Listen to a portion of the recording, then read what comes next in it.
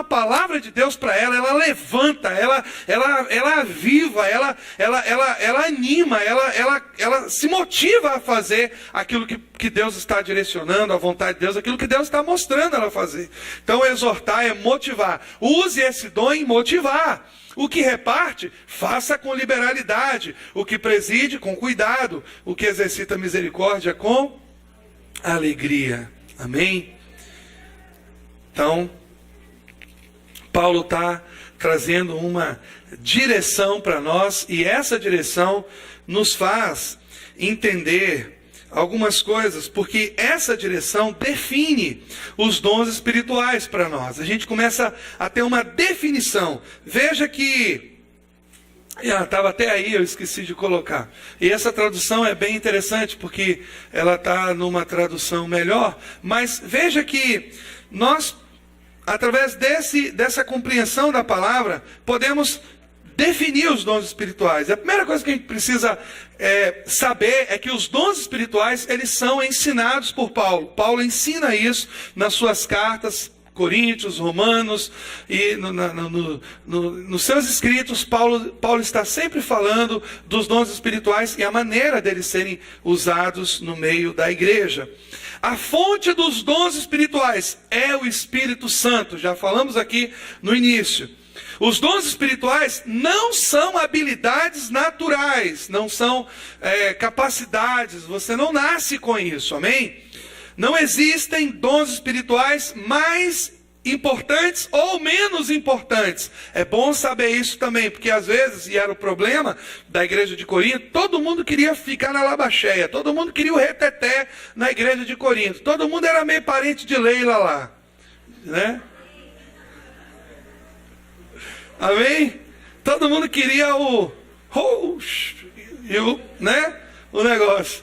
Mas, na verdade, não é isso somente. Não existem dons espirituais mais importantes ou menos importantes. Não existe isso. Amém? Então se alegre com o que Deus te deu. Amém? Ele é importante. Ele é importante. Da mesma forma que uma pessoa em línguas, e nesse caso, né, ela edifica a si mesmo, mas um dom espiritual, que não tem nada a ver com os dons manifestacionais, ele sendo usado na igreja, ele edifica a igreja da mesma forma. Amém, queridos? Aliás, o dom de línguas, se não houver intérprete, ele edifica, Paulo fala, a si mesmo, né? Não edifica a igreja.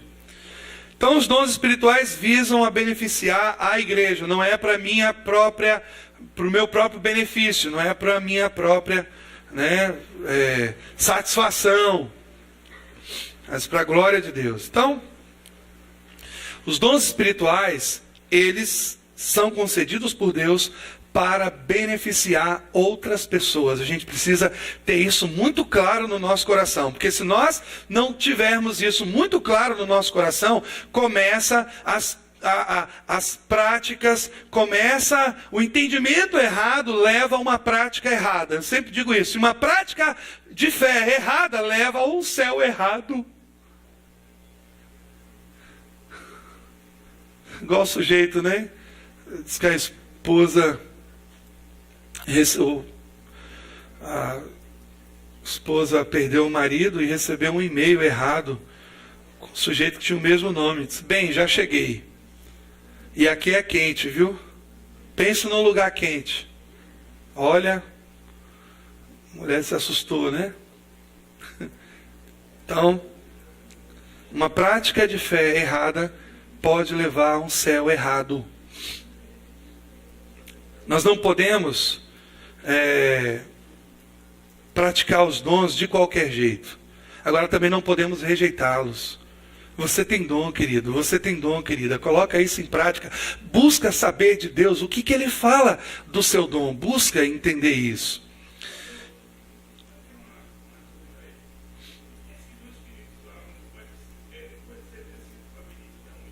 Não pode o quê? Pode também, da mesma forma.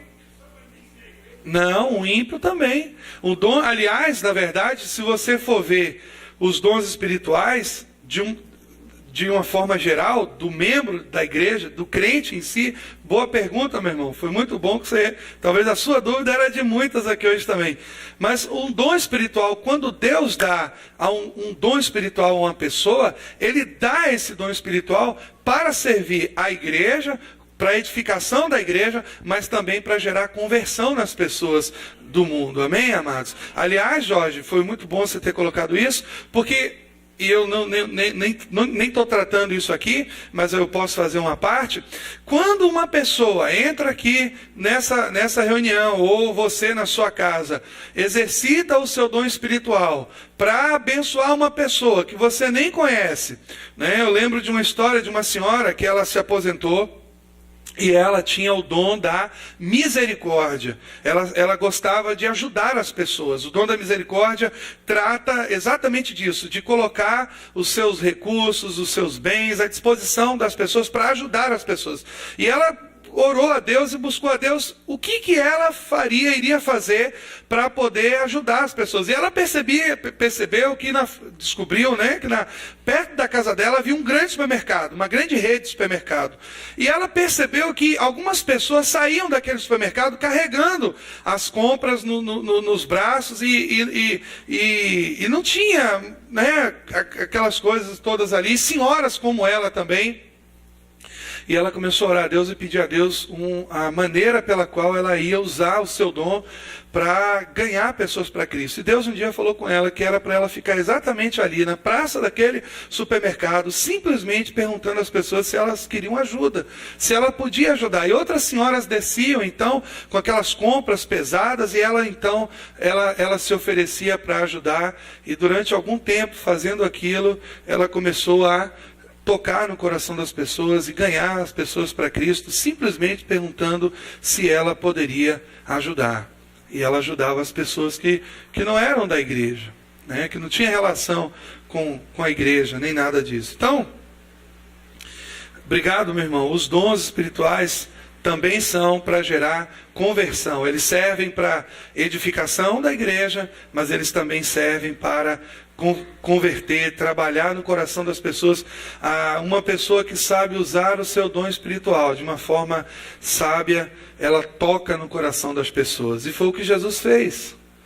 Jesus curou, libertou, amou, abençoou, repartiu, multiplicou. Não foi? E o que ele fez? Discípulos, cidadãos do reino. Amém? Então, os dons espirituais são concedidos por Deus para beneficiar outras pessoas. E eu vou corrigir agora, da igreja e fora dela. Amém? Obrigado, meu irmão. Não podemos fazer uso de nossos dons espirituais por meio do telefone e do correio. O que eu quero dizer é que nós não podemos delegar o uso dos nossos dons espirituais. Nós precisamos estar fisicamente envolvidos para que os nossos dons sejam úteis às outras pessoas. Amém? Então é necessário que nós participemos das atividades da igreja para servirmos as outras pessoas, seja aqui na igreja ou seja fora dela. Tem pessoas que não gostam de ir de reunião de pai, de menino na escola. E às vezes Deus quer que você vá para que você seja luz ali naquele lugar. Às vezes não, Deus quer. Então, como descobrir os nossos dons espirituais? Vamos lá, rapidamente. Comece do ponto que você está. Eu vou explicar isso. Comece com o que você gosta de fazer. E comece com o que Deus está abençoando. Amém? O que é isso? Comece do ponto que você está. Comece aonde você está. No lugar que você está. Você já ouviu essa expressão? Faça qualquer coisa que puder. E faça tudo o que puder. Até encontrar uma coisa que você precise fazer. A gente começa servindo com o que nós podemos fazer. A gente começa onde a gente está. A gente começa naquilo que nós estamos envolvidos. Tem pessoas que estão trabalhando na portaria, eu preciso corrigir, na recepção. Amém? Tem pessoas que estão trabalhando na recepção e elas começam simplesmente entregando um boletim. E de repente, desse entregar do boletim, a pessoa vai ser o primeiro contato ali com o visitante, com outro irmão que está chegando. E naquela posição ali, ela pode abençoar uma pessoa, dando um abraço, um sorriso, sendo receptiva, amorosa, carinhosa. Irmãos, esses dias eu estava ouvindo, numa das reuniões, às vezes as pessoas entram ali e os irmãos, bom dia, boa noite, no nosso caso, boa noite. E às vezes as pessoas estão com tantos problemas, com tantas coisas na cabeça e elas nem respondem. Outros, boa noite, meu irmão. Boa noite. Às vezes a vontade de dizer, não tem nada de bom hoje, está tudo ruim. Não é verdade? E é a forma como você vai receber essa pessoa. Você vai desarmá-la, você vai abençoá-la, você vai influenciá-la. É muito importante. É muito importante o uso do seu dom. É ali que pode nascer uma amizade, é ali que pode nascer um contato, né? Então, é importante nós entendermos que a gente precisa começar fazendo alguma coisa, porque fazendo alguma coisa nós vamos identificar o que nós precisamos desesperadamente fazer. E essa alguma coisa é provavelmente o seu dom espiritual. Aquilo que você vai precisar fazer. Você começa a fazer qualquer coisa. Depois você faz tudo o que você puder. Mas depois você vai identificar aquilo que você precisa fazer. E isso é o seu dom. Uma pessoa nunca vai aprender a fazer algo se ela não começar. Eu nunca vi ninguém entrando no carro que nunca dirigiu, saindo, passando primeira, segunda, dando seta, eu nunca vi. Ela tem que começar, ela tem que aprender, ela tem que ficar tremendo atrás do volante, como eu falei aqui alguns dias atrás. Ela tem que, ela tem que ter aquela primeira experiência, errar, às vezes, não vai, O irmão aqui, tadinho, estou orando por ele, já tentou tirar a carta 4 ou 5 vezes. Eu vou levar ele ali numa reunião de oração ali que tem. Não é fácil. Aprender as coisas não é muito fácil. Amém? Então, se envolva com alguma coisa na sua igreja, no seu condomínio, na sua casa, na sua residência, no seu trabalho. Esse é o princípio do envolvimento. Se envolva com alguma coisa. Faça alguma coisa. Se você ficar, céus, terra, será que vai chover? Será que vai dar sol? Porque a gente assim, se está chovendo, não trabalha porque vai molhar. Se está sol, não trabalha porque vai ficar muito cansado. Tá? Então, comece com o que você gosta de fazer. Agora aqui tem uma ressalva, preste atenção. Quando você foi salvo, Deus lhe deu habilidades espirituais. Ele concedeu isso. 1 Coríntios 12, 11 fala sobre isso. No processo de regeneração, Deus distribuiu dons espirituais. Ele deu dons aos homens. Então, a gente precisa entender que, embora seja necessário, importante, começar fazendo o que a gente gosta, a gente não pode servir a Deus fazendo só o que gosta. Mas quando se trata do nosso dom espiritual, deve haver paixão no coração, uma alegria especial em servir uns aos outros por meio desse dom. É o princípio da realização. Eu nunca vi alguém que ama pregar, que ama ministrar a palavra, que ama ensinar, chegar na igreja e dizer, ai que saco, hoje eu vou ter que fazer aquilo, oh meu Deus, me livra desse negócio, eu não consigo, eu não gosto de fazer isso. Eu nunca vi. Eu vejo a pessoa sempre motivada, empolgada, orando, buscando a Deus, procurando fazer aquilo da melhor forma possível, ser usada por Deus, deixar o Espírito fluir para que as pessoas sejam edificadas. A mesma coisa, a pessoa que tem o dom de repartir, ela fica procurando ali alguém que ela possa ajudar, que ela possa contribuir. Mesma coisa, alguém que tem o dom da misericórdia, sabe? A pessoa que tem o dom da misericórdia, ela nunca vai rir de você quando você se esborrachar, cair no chão. Quando você menos imaginar, ela já está te levantando. Amém? As pessoas que têm o dom da misericórdia não acham graça com a desgraça do outro. Amém? Vocês estão entendendo o que eu estou falando? Então, a gente vai perceber que quando você tem uma paixão por aquilo ali que você faz, tem gente que diz assim: pastor, eu amo ensinar. Quando eu entro numa sala de aula, aqueles meninos subindo estou falando da igreja, viu? Não estou falando do mundo, não. Subindo na calça, jogando bolinha, e os meninos correndo debaixo da mesa, e gritando e pulando: titia, me pega, titia. Ela: pastor, eu amo fazer aquilo, eu gosto de fazer aquilo. Talvez eu e você não duraríamos 5 minutos ali dentro. Mas a pessoa que tem essa habilidade de ensinar, de cuidar de criança, ela ama, ela tem essa paixão. Ela, se não tiver isso, ela não se sente realizada. A gente não faz só o que gosta, mas quando se trata do dom espiritual, aquilo tem que queimar, tem que arder dentro da gente. A gente tem que ter prazer naquilo ali. Amém, amados? Amém. Comece com o que Deus está abençoando. Dá para ver aí? Comece com o que Deus está abençoando. Faça o que Deus está fazendo. Perceba, isso é importante, que você tem que ter um olhar introspectivo. Perceba se Deus está abençoando com o que você faz ao colaborar com o corpo de Cristo. Deus está abençoando o que você está fazendo, o seu trabalho. As pessoas estão sendo edificadas, elas estão felizes, elas estão alegres com o seu serviço na igreja.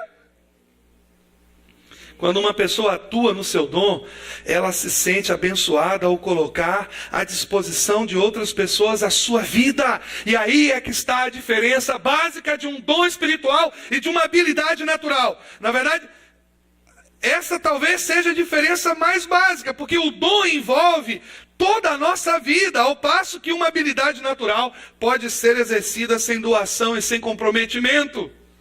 O dom espiritual não. Eu duvido uma pessoa que tem um dom espiritual atuar nesse dom espiritual sem colocar o coração dela ali, sem colocar a vida dela ali, sem colocar as emoções dela ali, sem colocar os bens, os recursos, a paixão dela naquilo ali. De forma nenhuma. Mas uma pessoa que tem uma habilidade natural, ela pode fazer aquilo como se estivesse fazendo qualquer outra coisa. O dom envolve toda a nossa vida. O dom envolve o nosso coração. O dom envolve o nosso espírito. A habilidade, somente o nosso talento, sem doação, sem comprometimento. Então esse é o princípio da edificação.